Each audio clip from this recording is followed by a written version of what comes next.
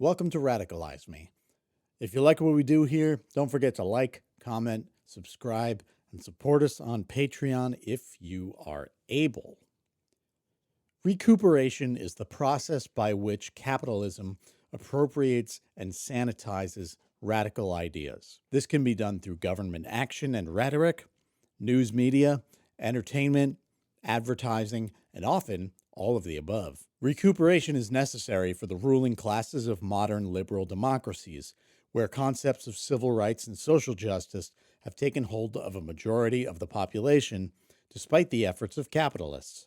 A basic example of capitalist recuperation is the way the U.S. government, media, and schools retell the events of the civil rights movement of the 1950s and 60s. None of these institutions like to tell you about the radical side of figures like MLK, and in fact often distill the entire civil rights movement into this one man, considering him morally superior to Malcolm X, the Black Panthers, and other radicals, while ignoring the contributions of these others. And the anti-discrimination laws passed in the 1960s, of course, paled in comparison to the actual demands of the revolutionaries who inspired it. Yet, our country hails these laws as triumphs of liberal democracy, all while intimidating, imprisoning, and assassinating black radicals. The liberal capitalist recuperation of the civil rights movement could sustain its own video, but today, I'm going to focus on environmentalism and the fight against climate change. The annoying environmentalist is a common trope in sitcoms and other fictional media, at least over the past 20 years. This can manifest as a new character who shows up just for an episode or so, or as a new trait in an existing character, which always turns out to be a cover for a different emotional struggle they're dealing with. Whatever the intention of these stories, the end result is the message that environmentalism is just something obnoxious, self-righteous people care about, an unserious, overblown problem, or something no one could possibly care about genuinely. And if you do, there must be something else going on. So let's get into some examples. The OC. The first one that came to mind for me is Summer Roberts from the OC. Now, while most of you only know me by my voice, you still might ask yourself why a socialist man in his 30s would think of the OC before any other show. The OC was a teen drama that was on when I was in high school, and the high school years of the characters actually lined up almost exactly with mine. I didn't watch it until college, but when I did, I realized that I grew up in what you could probably consider the East Coast version of the OC, just in Southern Connecticut instead of Southern California. I somewhat identified with Seth Cohen, the lead character played by Adam Brody, a nerdy kid who felt alienated from the world of meathead athletes, extravagant wealth, and gossipy housewives he found himself in. Sure, he's an annoying, pretentious little shit, but so was I as a teenager. Seth and Summer have a bit of a will they, won't they throughout the first season, and spoiler alert, they do. Fast forward to season 4, and we've hit the awkward stage of every high school show where the characters graduate and the writers have to figure out how to handle college. Do they all somehow end up at the same college, like in Boy Meets World or Saved by the Bell? Or do you pull a Degrassi The Next Generation where you recycle your high school setting with new students? The OC took more of a muddled Glee approach. Start building the Next Generation series while also continuing to follow the main characters in their post-high school exploits. Apparently, it didn't work too well because the show was canceled in the middle of the season. Anyway, the season starts with Summer in her new life at Brown University, which, if you don't know, is in Providence, Rhode Island, so pretty far away from SoCal. Seth is back home, deferring for a year before following her back east and going to the Rhode Island School of Design. Summer, previously a popular girl who was really into fashion, makeup, and celebrity culture, has reinvented herself as an au naturel, filthy hippie, fighting for various environmental and animal rights causes, along with her new friend, Chris Pratt. In the early stages of infiltrating Hollywood as a dim-witted goofball before coming out as a far-right Christian conservative. But I repeat myself. Her activist arc contains all the problems I talked about earlier. Environmentalists are annoying. Their concerns are unserious and unimportant. Her interest is just a cover for other emotional stress. Environmentalists are annoying. The first activist scene has Chris Pratt running up to Summer's dorm to hurry her along to their protest against the university, serving meat from caged chickens. I think this is a fine thing to protest, but there are a few problems here. First, the trope of annoying environmentalists, particularly vegans in this case, is tired and detrimental to society's view of left activism. The show's activist message comes largely from Chris Pratt's character, who wears the hippie sweater, beret, and Che Guevara t-shirt, in fact having taken on the nickname Che himself. He's touchy-feely. He purports to follow Eastern and Native American religious practices. He blows into didgeridoos in supremely painful drum circles. He's just a nightmare. Sure, maybe this is how a lot of newfound activists present themselves when they discover that political life exists in their first year of college. But what do we expect when this is the only idea of activists ever portrayed on TV?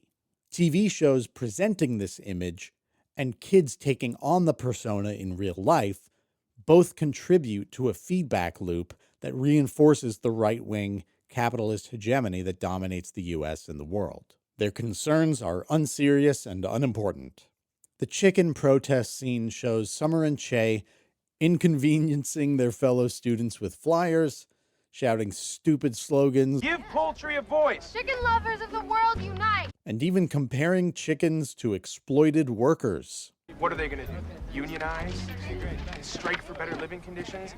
No, Che, but you should. I don't know if they were trying to get everyone to go vegan or just get the school to serve only fucking free-range chicken or whatever. But either one is a fine thing to protest for. It's hard to get everyone to go vegan, but if people are going to eat meat, we could certainly treat the animals better. Also, to be clear, I don't have a problem with flyers and slogans, but the show seems to. Other antics Summer and Che get into during the season include chaining themselves to a tree that the college wants to cut down, freeing rabbits from a lab on campus, Summer almost deciding not to go home for Thanksgiving because of the turkeys, and then coming home and bringing a bunch of homeless guys from the soup kitchen to Seth's house for dinner. The message we get is one of individualized, personal choice politics. Like the only way to be an activist is to become the most annoying person anyone knows. And none of these choices accomplishes anything anyway. It's like all you can do is these small gestures that we admit won't work, and fuck you for caring. Her interest is just a cover for other emotional stress. Throughout the first few episodes of the season, several characters ask Summer, "Come on, what's this really about?" every time she expresses activist sentiments, often at the expense of something she used to love. I don't think I can support this holiday. Okay, you want to tell me what's really going on? You're using him and all of this Save the Earth stuff to hide from Seth. All I would do is hang out with my best friend and go tanning with her and go shopping. Let's be honest for a sec. That's what this is all about. Her environmentalism caused her to give up makeup, celebrity and fashion magazines, spending time with her boyfriend, and spending time with her dad, who she's really close with. But why? Why did she lose interest in this stuff? Now's the part where I'll give a little spoiler alert, although the show has been over for 15 years. The character Marissa, played by Misha Barton, died at the end of the third season. So when you see everyone at the beginning of this season, they're all dealing with that loss in their own ways. Ryan's cage fighting, Julie's landscaping, Caitlin has a dog, etc. Summer and Marissa were best friends, so Summer becomes an environmentalist. To be fair, after Summer admits to herself and everyone else that she was hiding from her grief, she does remain an environmentalist. It's less a part of the plot, but near the end she does join a climate advocacy group that we can hopefully assume has smarter tactics than she and Che did on their own. But we never get to see how that goes. And if we had, I would bet they wouldn't be educating people about how capitalism is a unique threat to life on Earth, and recruiting to build a revolutionary party. Also, side note, it's later revealed that Che, aka Winchester Cook, heir to a pharmaceutical company, only found his way into activism to rebel against his wealthy father. Right-wing capitalist hegemony reinforced once again, even in a vapid teen drama that I love. How I Met Your Mother. How I Met Your Mother presents a particularly egregious example, not only because it's a particularly egregious show. I actually used to really love this show. I think because the main character is a soft boy who's openly emotional and sentimental, and it was nice to have a little representation. Of course, I grew up and realized that Ted Mosby is an unbearable, whining, manipulative little shit, and most similarities I had with him were flaws to overcome. That said, fellas, ladies, NBs, it's still okay to be emotional. But we're talking about Ted's friend Marshall today. Marshall went to law school early on in the show, and by season 6, he's working a soul-sucking corporate law job. I have a big, meaningless stack of paperwork that I have to get off my desk to make room for tomorrow's big, meaningless stack of paperwork. He took the job because it paid well, and he and Lily were preparing to have a baby, but he can't stand the long hours and alienating work. Motherfuckers need socialism. Environmentalists are annoying. In the episode Garbage Island, Marshall becomes obsessed with the Great Pacific Garbage Patch, the real-life collection of human-made trash we have amassed in the middle of the Pacific Ocean. You know the one. He can't sleep, he hates himself for taking the corporate job, and he doesn't even want to bang his wife anymore. Where are they gonna bang? Sitcoms are so stupid. I love them, but they're so dumb. A little extra touch in this scene is the narrator of the documentary Marshall is watching has this stupid voice like the priest in The Princess Bride. Knowledge. Garbage Island is an environmental catastrophe. Lost in a sea of rubbish, this young bird struggles not to drown. Why did they do this? It's a weak attempt to make the scene funnier and only compounds the message of fuck environmentalists. And since we're talking about the annoying environmentalist trope, I'll jump ahead for a minute to a later episode where Marshall and Lily have a dinner party with guests, including Marshall's then boss, Garrison Coots, who we'll talk more about in a bit, played by Martin Short, who's frankly a national treasure of Canada, I guess. Coots is an environmentalist, and therefore a vegan, and therefore annoying by American media standards. Marshall and Lily made sure to set out some vegan spring rolls for him, but by the time he gets there, someone has eaten them all. So naturally, he spends most of the episode angry and bitter, going around accusing other guests of having stolen them. Annoying vegans exist, but that's true of any category of people. The media portrayal of vegans, and frankly of almost everyone with alternative dietary preferences or allergies, is some real trash. His interest is just a cover for other emotional stress. Jumping back to the Garbage Island episode, at one point Marshall snaps at Lily for throwing out a set of soda can rings because of the sea turtles. And he actually dives into their building's dumpster to find it so he can cut it up or whatever you're supposed to do with it. Lily is as supportive as a partner can be through all of this until she finally has to ask, what's this really about? Marshall, seriously, what's going on? Sound familiar? So, another spoiler alert for a similar reason. Marshall's dad died recently, so now he wants to clean up the ocean. Is this a common thing? Lose a loved one, become an environmentalist? But the emotional point is a fair one. Marshall is upset, both that his dad will never get to see how he turns out, and that if he could, he'd see that Marshall is a corporate lawyer instead of an environmental lawyer like he always said he would be.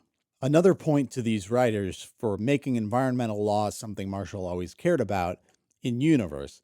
And as I recall, this is not the first time they mention it on the show either. And like the OC, the show spends a little more time after this point developing Marshall's relationship to the topic.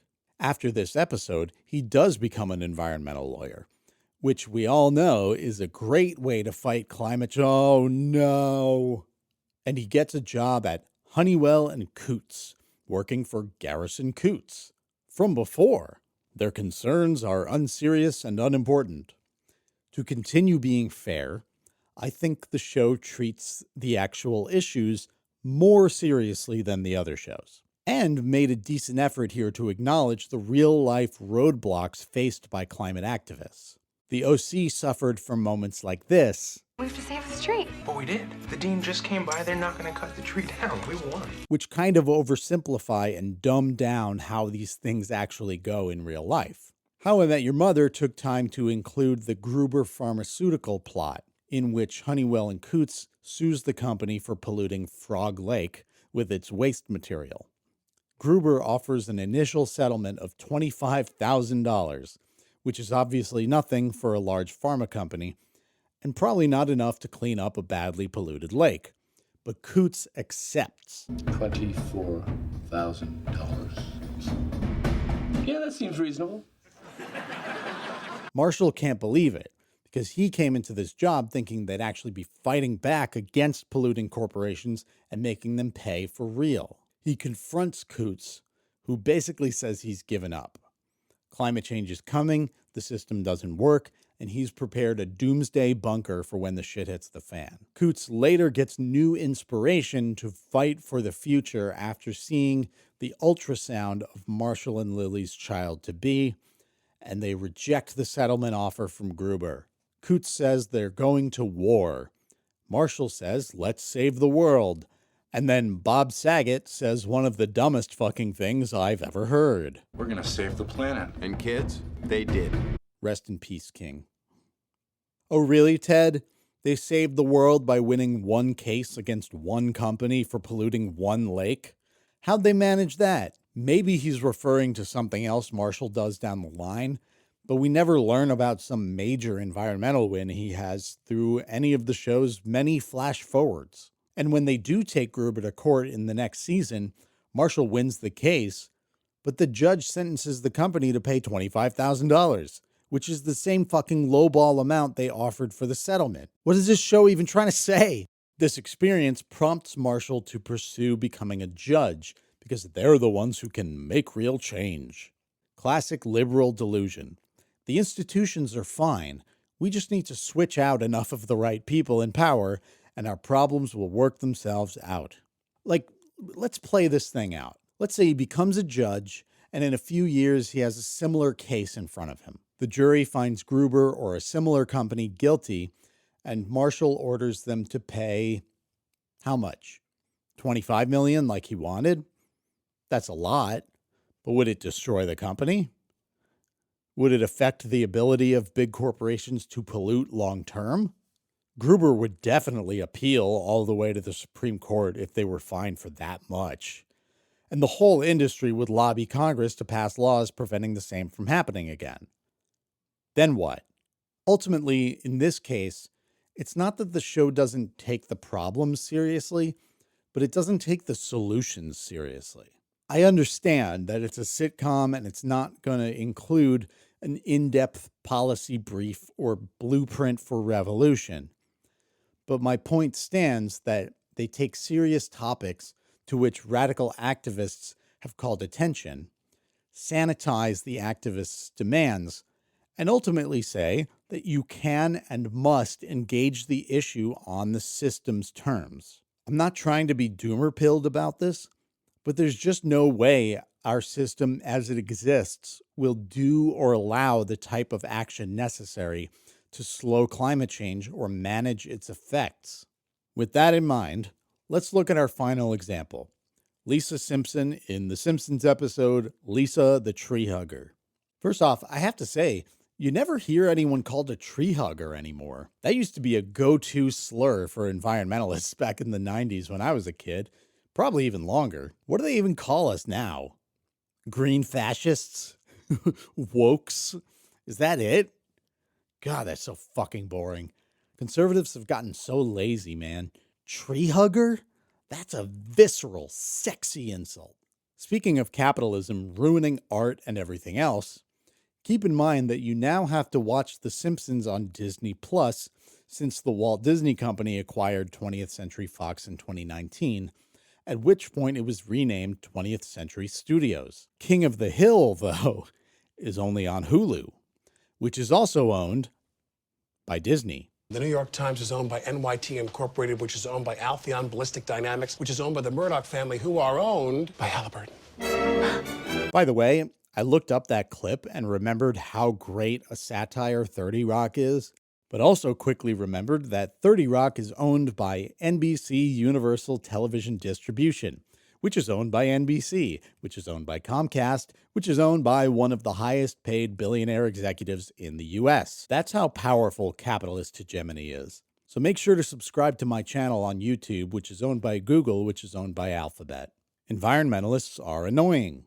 In the episode Lisa the Tree Hugger, Bart gets a job distributing door hanger menus for a restaurant. When Lisa sees the ridiculous number of menus he's put around town, she confronts him, and we get our first misstep. You know how many trees died to make those menus? I don't know, 1 million? You're ruining the earth, but I gots to get paid. Here's one of the big tropes, right? Environmentalists are annoying and sanctimonious to individuals in their lives. She scolds Bart for not thinking about how many trees died to make the menus. Bart responds that regardless, he has to get paid. There's a great point hidden in here, which is that choices by individuals in their day-to-day lives can't solve climate change or pollution because people need to work, they need to drive, they need to eat. What is Bart supposed to do? Just get a job that doesn't use any paper?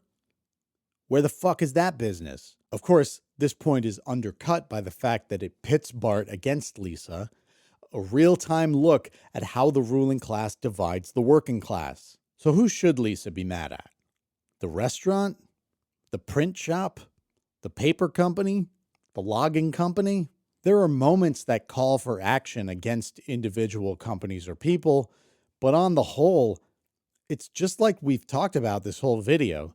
You can't solve fundamental systemic problems with personal choices, and whether it's the intention of the creators or not, these shows, in conjunction with the wider bourgeois media, reinforce over and over that personal choices are all you have, but fuck you for making those choices. The Simpsons continues to demonstrate this hegemonic paradigm throughout the episode. Bart uses some of the money he got from his job to take the family out to Krusty Burger. But when they get there, some vegan protesters dressed as cows are demonstrating on the roof. Once again, TV tells us that vegans are annoying and target random businesses. But we do get a nice moment of cops protecting private property over human beings. Let's get a dialogue going. Take out the mother cow. That's nice work with the bazooka. Her interest is just a cover for other emotional stress. One of the protesters is Jesse Grass, this episode's version of the older activist boy Lisa has a crush on Simpsons trope. She joins his activist group and at her first meeting learns that their next mission is to prevent the rich Texan from cutting down Springfield's oldest redwood. Another entry in the intentional ambiguity about where in the U.S. Springfield actually is. When Jesse says they need someone to do a sit-in in the tree to prevent its destruction, and that whoever did it would have a special place in his heart, Lisa, of course, volunteers.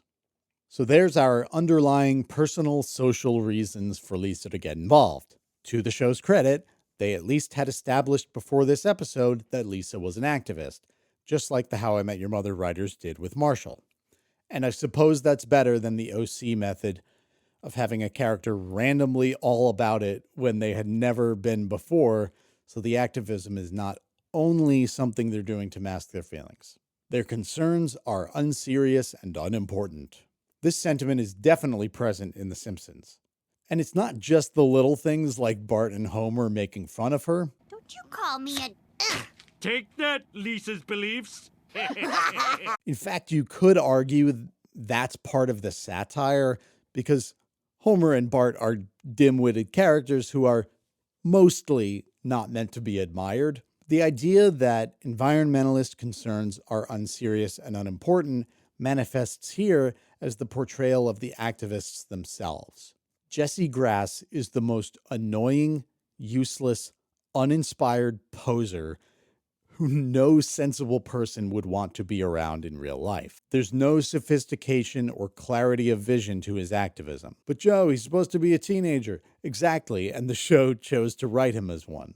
Here's a good example. While Lisa is in the tree, she decides to go home just to have dinner and spend some time with her family because she's a child. She tells herself she'll come right back soon, but falls asleep at home. The next morning, she finds that the tree has already been cut down. Not by loggers, but by lightning. Everyone thinks Lisa died in the lightning strike, which prompts the rich Texan to declare the land the Lisa Simpson Nature Preserve. Green capitalism strikes again. But dumbass Jesse Grass is fooled by it. We won, Lisa. We finally won. Rich then backstabs the activists, of course, by instead turning the area into a theme park called Lisa Land. So he still wins, even when this giant Lisa log destroys his building. He'll be fine. You could argue that Jesse is a satire of bad environmentalists, but there's no good environmentalist example held up at any point. It's all done kind of cleverly because it's The Simpsons, but it's the same environmentalist tropes that every other sitcom uses. Conclusions. So where does this all leave us? Again, I don't want to be a doomer and just naysay every idea anyone has to combat climate change. In my opinion, everything is on the table, but it's important to understand what we're up against and how the capitalist system has and will continue to stand in the way. So I do encourage you to look up and join environmental advocacy groups, socialist organizing groups. I have my favorites among these groups, but I would not complain about people joining any of these. Just get out there and do something. And please, for the love of Marx, no comrade on comrade fights in the comments. It's just not worth it. Thanks for watching. As always, please like, comment, and subscribe, and help us out on Patreon if you can. Bye now.